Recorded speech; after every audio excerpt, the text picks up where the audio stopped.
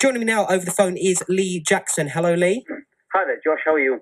I'm very good this morning. Yourself? Yes, very good. Enjoying a bit of sunshine here in Leeds in Yorkshire. It's good weather at the moment, isn't it? It's great. Loving it very much. Summer has come back around, hasn't it? Right. So we're going to talk a little bit now about GCC Revision Techniques. Yeah, absolutely. Yeah, it is that time of year. And as we speak, there's probably lots of your listeners actually trying to revise for either GCSEs or A-levels or something. And so, yeah, there's lots of people doing some hard work at the moment. Have you had any calls from listeners about it or anything like that? I haven't personally, but I myself am doing quite a lot of GCC revision at the moment. So very, very stressful time. They start in about 6 weeks' time. So if you're not already revising and you're listening, then go revise and listen to us. But everywhere, there's certain techniques that you need, aren't there, to get the information in, isn't there? Yeah, I mean, there's lots and lots of techniques, and I've written about it in the Collins book, the GCSE Revision and Study Skills, which you get in W.H. Smith. It's one of those books that you see a lot of, and I wrote a lot of stuff in there as well as some other authors.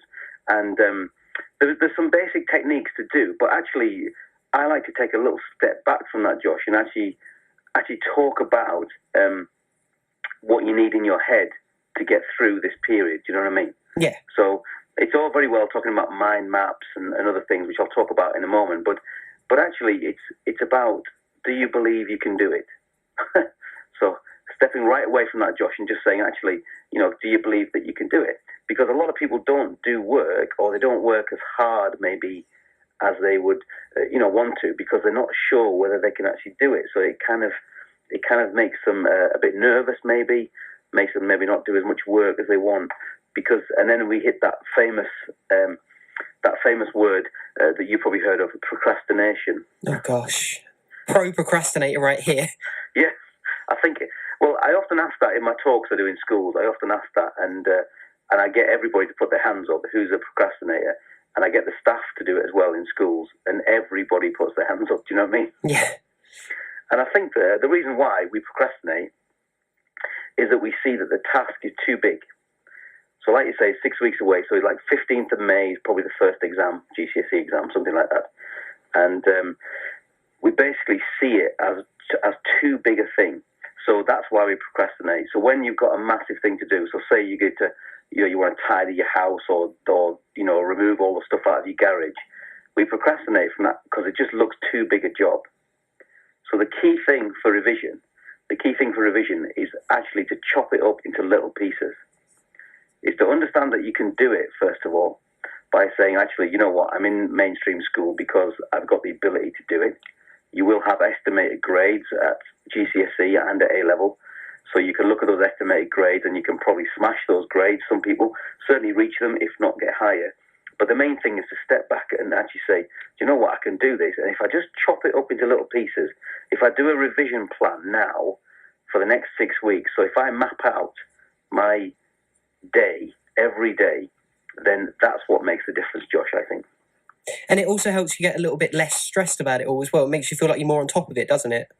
Yeah, because there's nothing, because a lot of stress comes from stuff we haven't done, I think.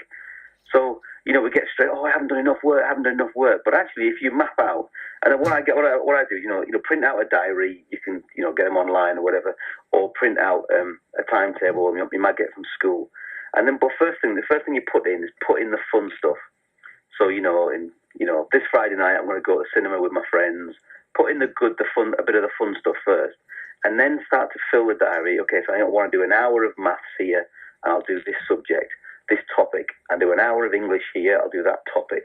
And once you see that it's chopped up, and if you keep to that schedule, it actually reduces your stress. And have you felt that works for you, Josh? A little bit. I need to prioritise certain subjects over the other at the moment. Maths is probably my weakest subject, so like doing that helps me a little bit, and mapping out, like you said, is all very good. What sort of things help you?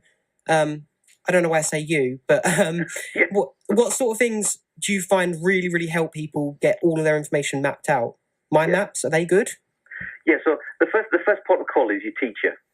So go to your subject teacher, whether you love them or not, whether you're your favourite teacher or not, they will be able to help you and tell you what to revise. Because revision basically is is what do I need to do and when do I need to do it for? You know, so as long as you know what topics you've got to cover, then you can map those out. And then when you actually get down to it, that's when you get to the techniques of revision. And, you know, that's where people can actually decide what they want to do in that process. So my daughters are just doing their A-levels at the moment. So they're revising for their A-levels, and they're out of the house right now. So there's one of them in the house, in the bedroom doing revision, and one of them has gone to a cafe to revise because she prefers to do it that way. And they both do it in different ways, and they both get fairly similar results. So it's understanding, I guess, what works for your brain, you know? Has there been a particular technique that works for you, Josh, do you think? Taking notes, mind maps, stuff like that.